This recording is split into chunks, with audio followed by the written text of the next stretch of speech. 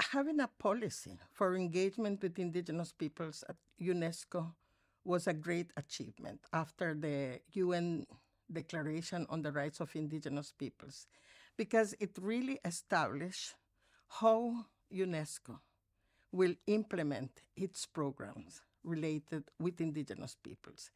My name is Myrna Cunningham. I'm from the Pawanka Fund, and I come from the Indigenous peoples of Nicaragua.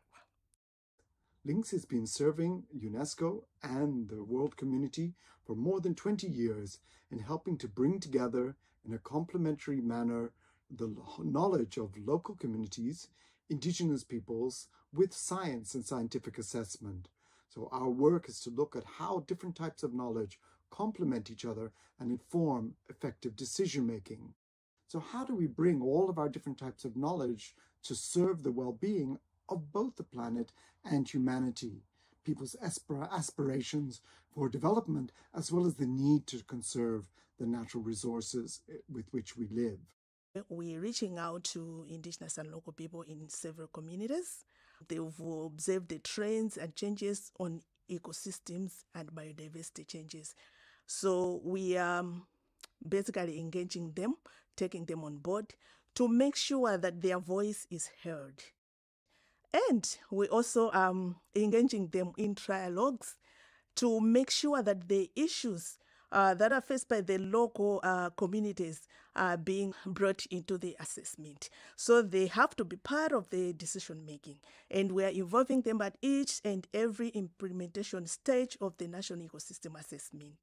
The elderlies have information, the Indigenous and local knowledge, but to transfer this knowledge to the younger generation, it's becoming difficult. And this is a policy issue because the coming in of democracy, education has removed the interest from the younger generation to actually regard Indigenous and local knowledge as an important aspect of ecosystem and biodiversity management. So the issue here is bringing together the Indigenous and local knowledge, compiling it, make it available and accessible. Our goal is to raise awareness amongst Indigenous peoples, local communities, but particularly government, that there has to be an enabling policy environment that respects and supports Indigenous and local institutions in the application of their knowledge, which requires, inter alia, security of tenure over the resources and territories, which is an element defined under UN norms and standards.